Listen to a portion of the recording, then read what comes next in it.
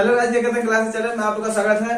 और आज आपके लिए फिर से हम चैप्टर नंबर 1 से और लगातार अगर इस चैनल पर आप बने रहते हैं तो एग्जाम तक आपके मैथ की जो भी क्लास होने वाली है बहुत ही मजेदार होने वाली है।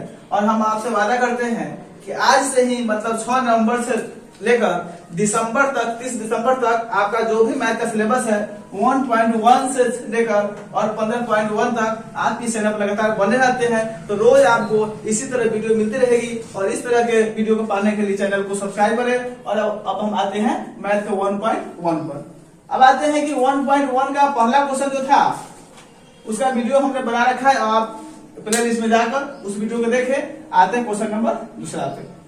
सबसे पहले क्या करना है यहाँ पे कि माना कि ए कोई धनात्मक पूर्णांक है जहां पर b = 6 तथा q कोई अपूर्णांक है। इसको क्या करना है, आपको याद कर लेना है। उसके बाद क्या है, यूक्लिड विभाजन से कहने का मतलब कि आपका यहाँ फॉर्मूला होता है a बराबर bq प्लस r = 0। और जहां पर मानेंगे हम r = 0 1 2 3 4 डैश डैश का मतलब है कि वहां पर 5 6 7 8 9 10 आप बराबर मान सकते हैं। फिर आते हैं a = 6q + 0 यानी कि b का मान कितना है 6 है, q का q 0 का 0 यहाँ पर आ गया, फिर 1 फिर 2 फिर 3 फिर 4 फिर 5। अब इसको ऐड कीजिएगा तो 6q + 0 6q आएगा, 6q + 1 6q + 2 6q + 3 6q + 4 6q + 5 यहाँ पे ऐड कर देंगे। और ऐड करने के बाद देखेंगे कि क्वेश्चन में क्या पूछा। अगर सम संख्या पूछेगा तो सम संख्या को बाद में लिखेगा, अगर विषम संख्या पूछेगा तो विषम संख्या को आप बाद में लिखेगा।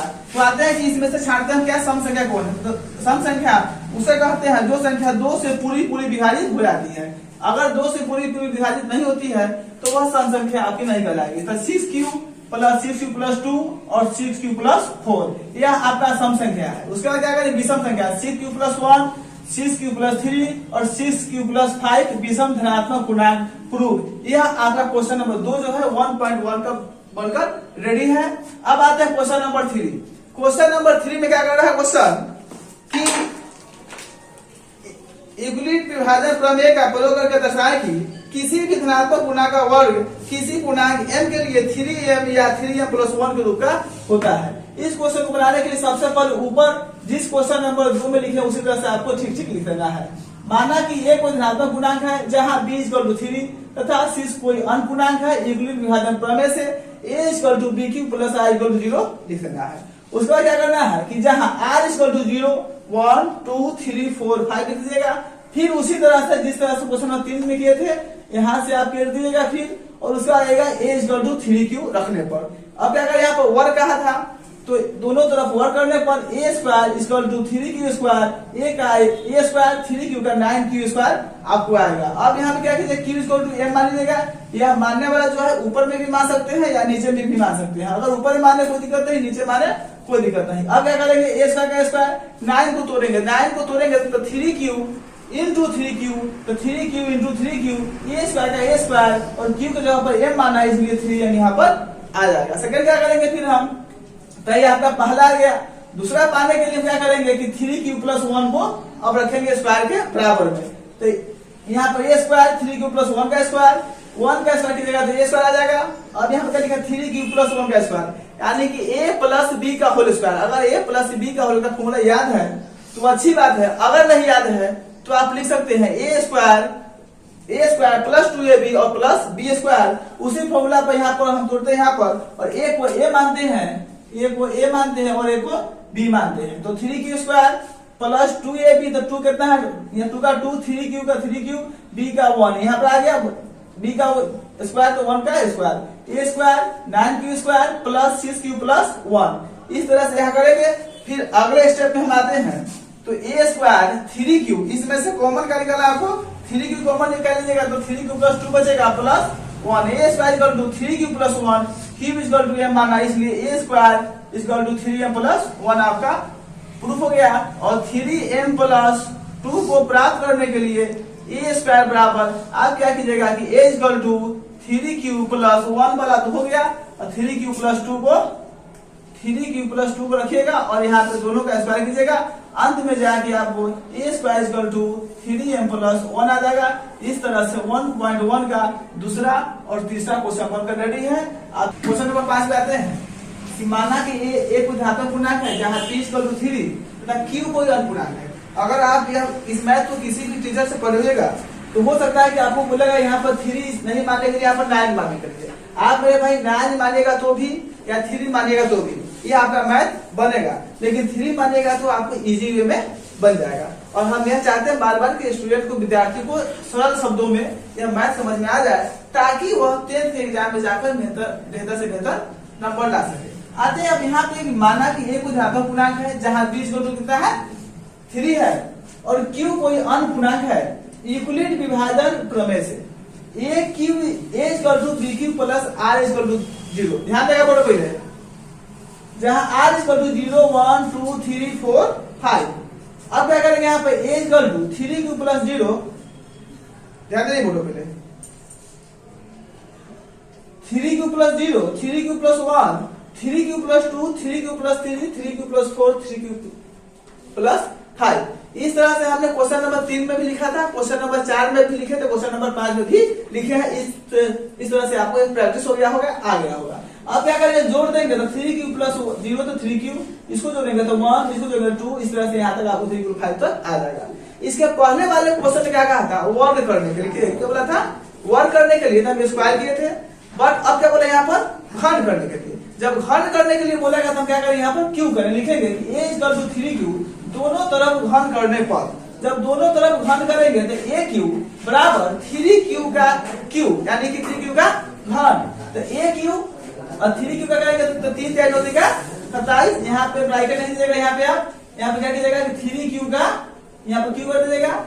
अब यहाँ पे क्या आ जाएगा, आपको 3 क्या हो जाएगा 27 आ जाएगा। यहाँ पे तो क्या लिखेगा यहाँ पे कि AQ equal to 9Q into 3Q, यानी कि 9Q इंटू 3Q स्क्वायर को गुना करने पर 27Q का Q आ जाएगा। तो यहाँ पे 9Q आ गया, यहाँ पे क्या लिखेंगे Q इक्वल टू M माना, तो AQ इक्वल टू 9, यहाँ Q पे जब M लिख देंगे तो 9M आ जाएगा, यानी कि AQ इक्वल टू 9M आपका प्रूफ हो जाएगा। अगला क्या लेंगे कि 3Q plus 1, AQ equal to 3Q plus 1 का होल क्यू। तो AQ, अब देखिए कि A प्लस B का होल क्यू क्या होता है, तो AQ plus BQ plus 3AB into A plus B। इसके अलावा और सारे फॉर्मूले इसके होते हैं, हमने इसी फॉर्मूला को लाया ताकि आपको बेहतर समझ में आ सके। आगे आते हैं कि AQ, तो अब देखिए यहाँ पर 3Q प्लस 1 का होल क्यू करेंगे, तो अगला को ये मानेंगे, इसको B मानेंगे। तो जहां जहां AQ है वहां इसको रख दिए AQ, फिर BQ है B1 का Q, फिर 3 है तो 3 रख दिए, फिर A है यहाँ पर तो A रख दिए, फिर B है तो फिर B रख दिए, फिर इंटू A प्लस B है तो फिर A रख दिए, फिर B रख दिए। अब इसको क्या करेंगे हम, अगर यह लाइन को आप भली भांति अच्छे से समझ जाइएगा तो आपका नीचे स्टेप सही होगा। अगर इसको नहीं समझते तो यह आपको गलत होने की संभावना हो सकती है। अब AQ का AQ, 3 का Q कहने का मतलब कि 3Q इंटू गुने 3Q गुने 3Q, तो 3 क्या कर देगा 27, Q गुने Q, तो Q का Q, तो 27 Q लिख दिए, प्लस 1 का Q करेगा तो क्या आएगा, 1 को 3 बार गुना करे, 4 5 बार करे, कोई फर्क नहीं पड़ता, 1 का 1। अब इसको करेंगे तो 3 दिया 9 और 1 का 1, तो 9Q इंटू 3Q प्लस 1। अब क्या करेंगे, इसको सब लिख देंगे 1 का 1, अब इसको करेंगे तो 9 का 27Q का स्क्वायर, यहाँ पर 9Q को 1 से करेंगे तो आ जाएगा आपको 9Q। उसके बाद क्या करेंगे 27Q का Q यहाँ पर लिख दिए, स्क्वायर नहीं है। अब 27Q का स्क्वायर प्लस 9Q और प्लस 1 आपको यहाँ पे था, तो इस 1 को उठा के हम यहाँ पर लिख दिए, एक साइड कर दिए हैं। अब इस पूरा में से यहाँ तक में से 9Q को कॉमन निकालते हैं, तो 9Q क्या बचा यहाँ पर 3Q स्क्वायर, तो 3Q स्क्वायर प्लस इसमें क्या बचा 3Q, तो 3Q या 9Q निकाल दिए, क्या बचा प्लस 1 तो 1 और ये प्लस 1 का 1 तो दिखाई नहीं दिया। अब क्या करेंगे कि 9Q यहाँ वाला और प्लस 1 यहाँ वाला लिखेंगे, 9Q plus 1, Q equal to M माना, इसलिए AQ equal to 9M plus 1 आपका क्या हो गया, प्रूफ हो गया। और 9M प्लस आगे जो भी होगा उसको आप किसी तरह से Q करके निकालने का प्रयास करेंगे। अगर नहीं निकलता है तो कमेंट बॉक्स में जाकर बोलेंगे कि सर नहीं निकला, आपके लिए फिर से इसके आगे वीडियो बनाकर लाई जाएगी। तब तक के लिए देते हैं विदा, धन्यवाद, जय हिंद जय भारत। 1.2 में आते हैं, तो 1.2 में क्या पढ़ना है आपको कि अभाज्य गुणनखंड, अभाज्य गुणनखंड और इसी विधि से HCF और LCM, ठीक है। क्या पढ़ना है आपको कि 1.2 चैप्टर में अभाज्य गुणनखंड विधि से HCF और LCM पढ़ना है। हम आते हैं सबसे पहले अभाज्य गुणनखंड विधि किस तरह से बनाते हैं, इसको समझने का प्रयास करेंगे। अगर मान लीजिए क्वेश्चन आपको दिया हुआ है कि 140 इसका अभाज्य गुणनखंड करे, तो कैसे करेगा अभाज्य गुणनखंड 140 इसको तोड़ेंगे, 2 से करेंगे कितना आ जाएगा 70, 2 से करेंगे 35, 5 से करेंगे 7, यह आपका क्या हो गया अभाज्य गुणनखंड। अभाज्य गुणनखंड करते क्या है कि 140 equal to 2 into 2 into 5 into 7 जो लिखा है उसको लिख देंगे।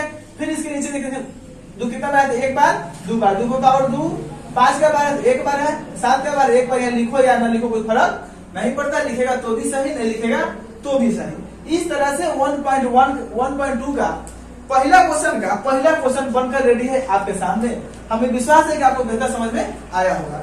सेकंड आते हैं कि इसी विधि से निकालने के लिए क्वेश्चन नंबर दूसरा क्या कर रहा है, क्वेश्चन नंबर दूसरा बोला है कि आप HCF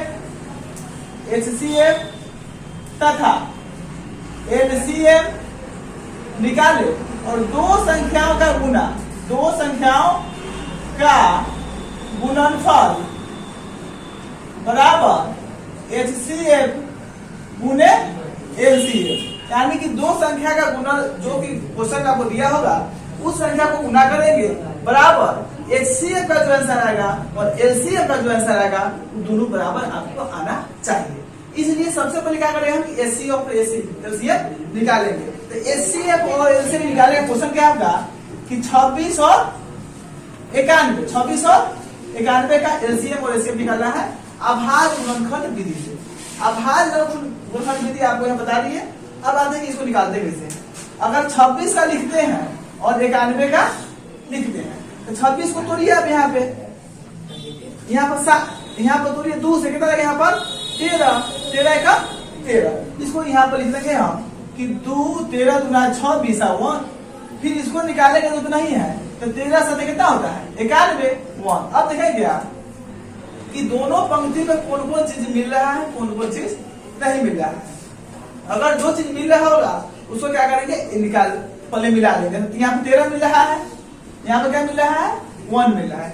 जैसे ही मिला इसको क्या कर लिख देंगे, यहाँ पे लिखेंगे कि HCF इक्वल टू 13 इंटू 1 यानी कि 13, क्या गया आपको 13। जैसे ही 13 यहाँ आएगा तो यहाँ HCF के सामने आप 13 लिख दीजिए।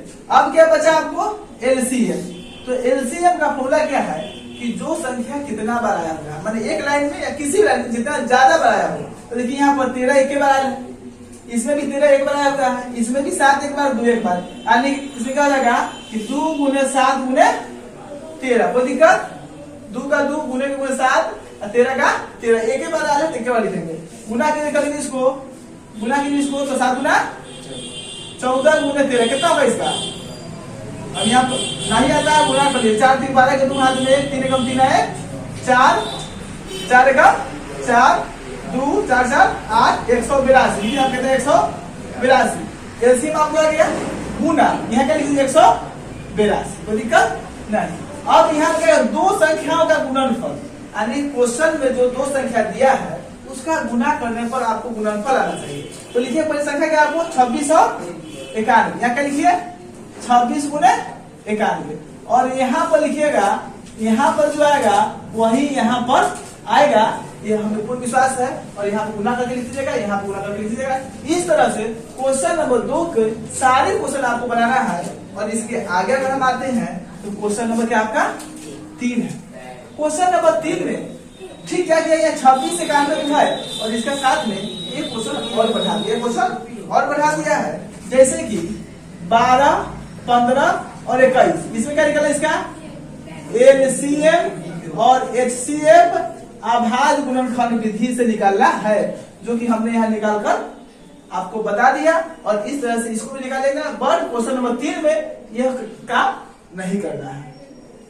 इसी क्रम में आगे बढ़ते हैं तो क्वेश्चन नंबर 4 है कि HCF, क्या क्वेश्चन नंबर 4 HCF दिया हुआ, क्या दिया हुआ HCF, क्वेश्चन लिखा हुआ आपको कि HCF 306, HCF 306 657 9 हो तो LCM 306 657 इक्वल टू क्या होगा। अगर ऐसा क्वेश्चन एग्जाम में आपको पूछता है तो भाई मेरे बात को ध्यान से मानिएगा, अगर ये क्वेश्चन अगर आया तो क्वेश्चन का अंक यही से बदलने वाला नहीं है। और इसको लिखिएगा क्या कीजिएगा, सीधे 306 गुने 657 बटा 9, 9 त्रिका 27 और 9 चौका 36, इसका आंसर होगा 22,338।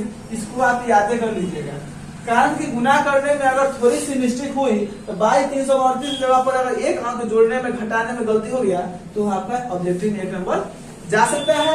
इस तरह से आपका क्वेश्चन नंबर यह 4 रहा, और 4 के बाद क्वेश्चन नंबर 6 है, तो 6 बनाने वाला नहीं है।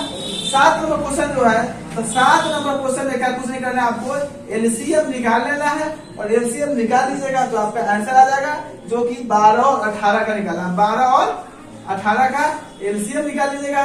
अब अभाज्य वर्गफल विधि से निकालते हैं या सिंपल सा एलसीएम निकालते हैं।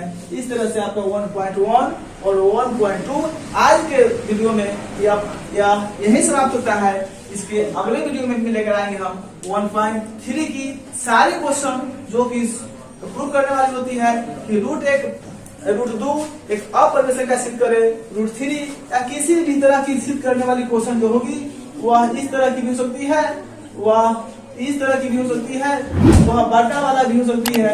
यह अगले वीडियो में आपको मिलेगी। तब तक के लिए लेते हैं विदा। जय हिंद, जय भारत।